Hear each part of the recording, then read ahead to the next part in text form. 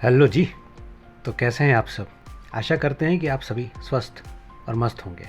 तो हमेशा की तरह इस बार भी हम आपको एक ऑफ बीट जगह घुमाने वाले हैं जिसमें थोड़ा पता नहीं हम लोग को ट्विस्ट। नहीं है आज। जैसे ये बिल्ली जो कि शायद अपने आप को कुत्ता समझ रही है, और इन मैडम को देख लीजिए, इनको यहाँ बाघ के पैरों के निशान नज़र आ रहे हैं। और ये देखिए बाघ के पैरों के निशान, पगमार्क। मेरे प्यारे दर्शकों को हमारा नमस्कार।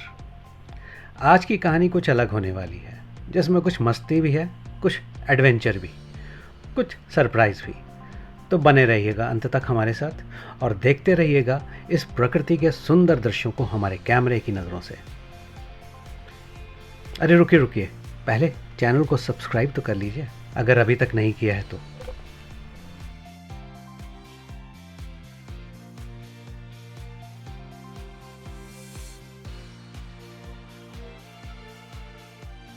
वैसे पनगोट का नाम तो आपने सुना ही होगा, अगर नहीं सुना तो हम ही बता देते हैं।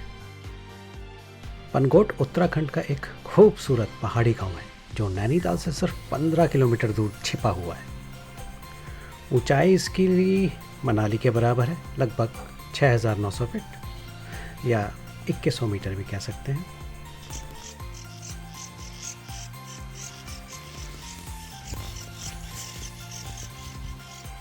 तुम बताओ इधर जाना सही रहेगा कि इधर?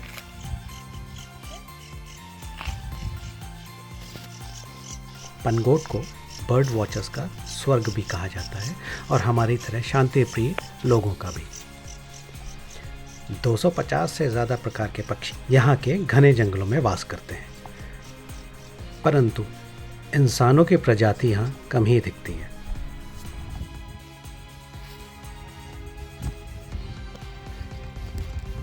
तीन लोग चले आ रहे हैं, मैं, शिल्पी, और शिल्पी की बिल्ली कहाँ गई? इसका मतलब हमें खतरा है।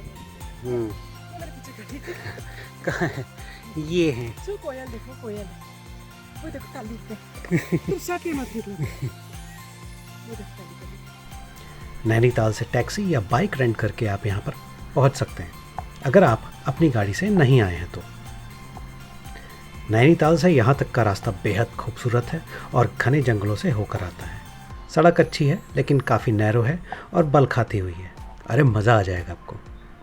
नैनीताल से किलबरी होते हुए आप आराम से यहाँ तक पहुँच सकते हैं।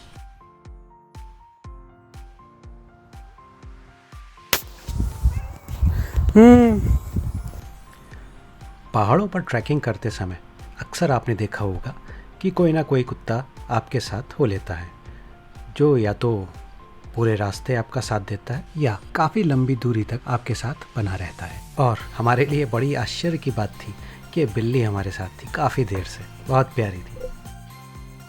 पनगोट सिर्फ पक्षियों के लिए नहीं बल्कि एडवेंचर के दीवानों के लिए भी बना है। ओक, पाइन और रोडोडेंड्रॉन के घने जंगलों के बीच यहाँ कई ट्रैकिंग पॉइंट्स हैं। आप यहाँ से भी नैना पीक की ट्रैकिंग कर सकते हैं, जो कि बहुत ही एडवेंचरस है।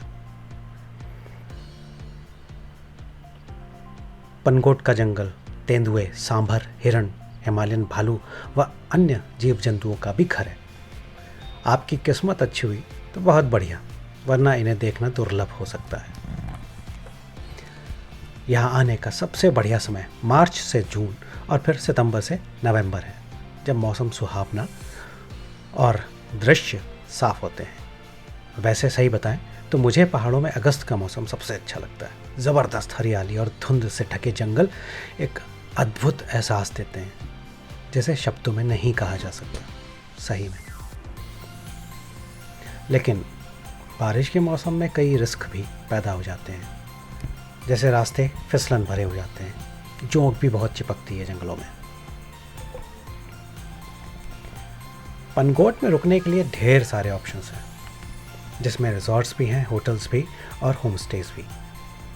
ये जगह प्रकृति के इतने करीब ले जाएगी कि आपका वापस आने का मन ही नहीं करेगा।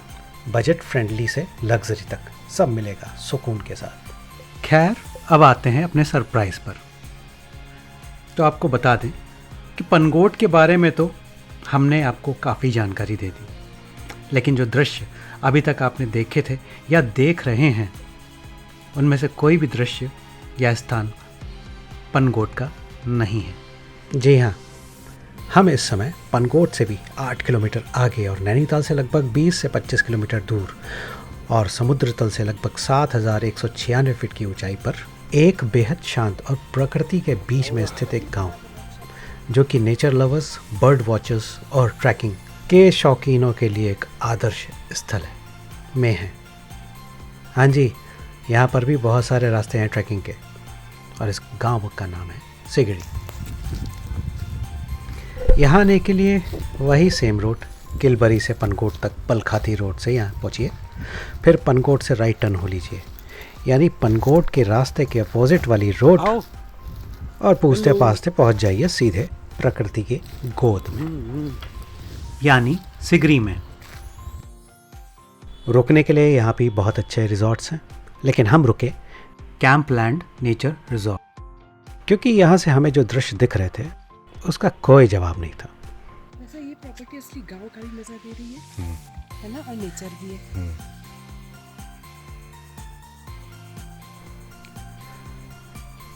कुछ देर के लिए तो हम भी बच्चे बन गए थे।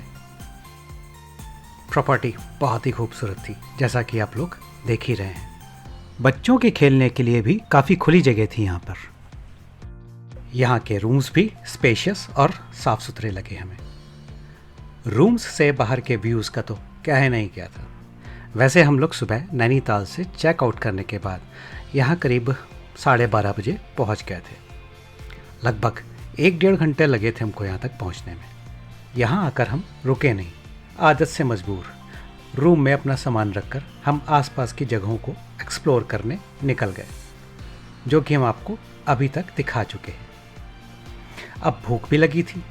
यहाँ वापस आकर हमने मैगी और चाय मंगाई। उसे निपटाने के बाद हम सिगरी को और एक्सप्लोर करने निकल पड़े।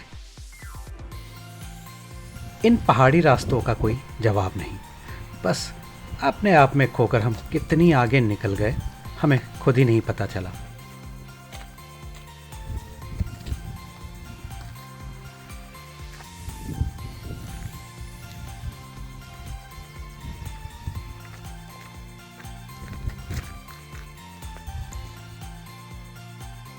वैसे एक बात आपको बता दें कि सिगरी हमें पनगोट से कहीं ज़्यादा अच्छा लगा।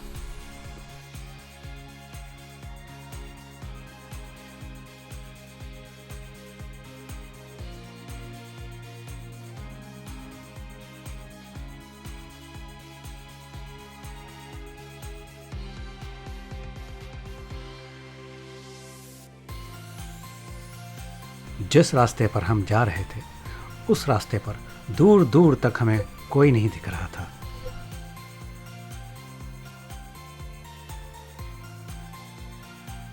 क्योंकि अब शाम होने वाली थी और जंगल भी डरावना लगने लगा था, तो हम लोग वापस हो लिए। हमें रिजॉर्ट के केयरटेकर ने भी ज़्यादा दूर ना जाने के लिए चेताया था, क्योंकि अक्सर यहाँ जंगली जानवरों जैसे तेंदुआ, भालू से सामना होने का डर रहता है।